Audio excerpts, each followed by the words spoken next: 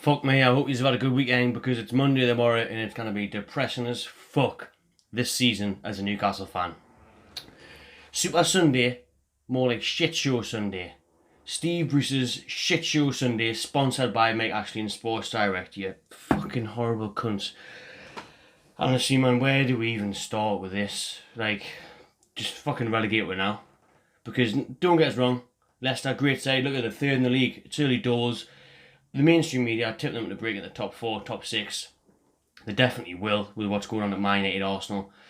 Chelsea, Spurs, not even firing, but there's means of getting beat, and there's no fucking way a Newcastle side under Rafa Benitez gets hammered 5-0. I don't think it ever happened. I can't remember it. No matter if you've been down to 10 men, 9 men, 8 men, you do not go out like that. Don't represent the club whatsoever. Don't represent the black and white badge.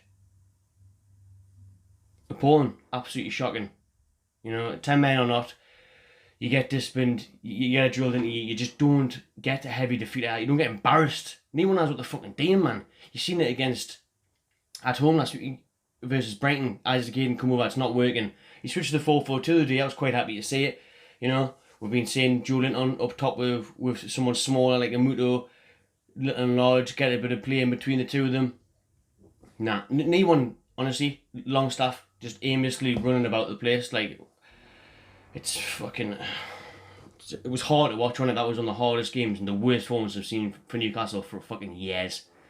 5-0, man. Like I say, don't get us wrong, I expected a defeat today. We had Lee Chappie on, the Leicester fan. 2-1, I said to Leicester. I fully expected nothing from today's game, but I didn't expect to get turned over like that. 5-0. We are in deep shit, us, like. But we'll start from... Perez should have scored 3 minutes in. Typical Perez before January, cannot score for Toffee. Passes it straight to Bravka. If he gets an ounce of power behind that, it's 1-0 in the opening couple of minutes. Where's your excuses for 10 men or bollocks then? And then you come on to Muto. Like I say, he's been given a chance. First start in the Premier League this season. Up top with Joe Linton. Right, let's see what you can do, lad. Prove it, you know. This is your chance. Take it. Next week you might start against Manchester United. He cannot even touch the ball. Perez at least touched the ball. At least he got the fucking effort on goal. Newcastle had 0 shots on goal today. 3 attempts, 0 on target. 30%. Typical Brucey 30% football again. 30% possession. Not one corner, not one shot on target. What was it? One touch in the opposition box? In the first half, I think it was 4 overall. Fuck me. But the chance comes and Muto's actually on side for a change. Comes to him and he just scuffs it. He doesn't even connect it. Fresh air kick. It's an easy fucking tackling. There's no excuse why he doesn't get on the end of that. And that's the only chance we had of the game, basically. And then it all changes.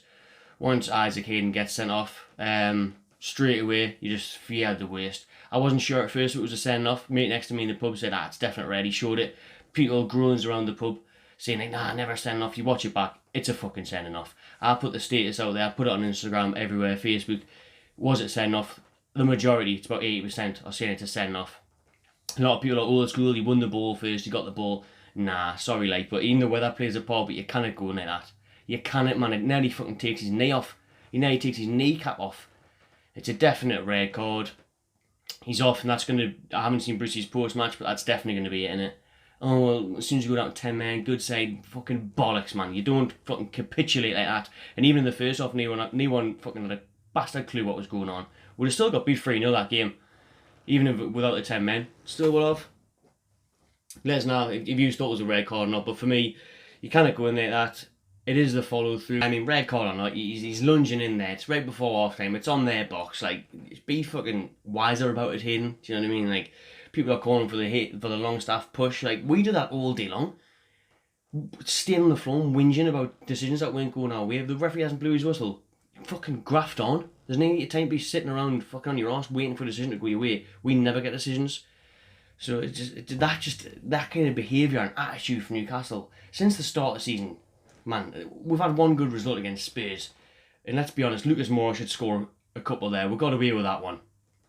That was the only game we've seen, like a performance we'd seen from the lads last season where everyone played for the badge. We haven't seen it since. The fucking everything's all over the shop. There's holes. Their first goal, man, Ricardo. He has the whole entire king power to run through. He could run from Leicester all the way up to Newcastle. No one would get near him. Acres and acres, man. 30, 40 yards. You can just run through and then he just slots it in the bottom corner. Decent finish. Not an amazing. He gets it in the corner, but he doesn't have to smash it, does he? Dubravka for me, dodgy the day, especially if it was their third goal, front post. Come on, that's schoolboy stuff. That man, you've got to be covering your front post. There's no way that beats you there. The Vardy header. Someone tell me what he's waiting for. What the fuck is he waiting for there? Just come out and collect the ball. Why would you stay on your lane when there's an attacker 5 yards off his lane ready to head it in? If he comes out and collects that ball there, that's it, no goal. Poor from him again today. The defence, they're out of the shop. The midfield, non-existent, like I say. Is Longstaff fully fit? Probably not. Does he know what he's doing, what the game plan is? Nah. Does anybody? Do the fuck. Atsu, he's frustrating watching. He gets in those areas, doesn't play the right ball at the right time. He offers very little going forward. Almiron, he's trying his fucking heart out. He's basically the fucking right back the day, man. Almiron. And he went at Joelinton, dropping deep, but again, first touches go missing at times. A lot of people are hammering him. I thought he did okay in the first half, but the second half, and there's just knee service, man. How are you going to rate a number 9 when he's not getting a fucking single chance? You seen he got a single chance against Spurs, put it away. Honestly, it's very, very worrying looking at this Newcastle side. It reeks of the McLaren era, of when we went down. We picked up wins against Spurs and that away under McLaren. Obviously got relegated. It's the same time as this, and towards the end of the Pardew era, where it's just clueless.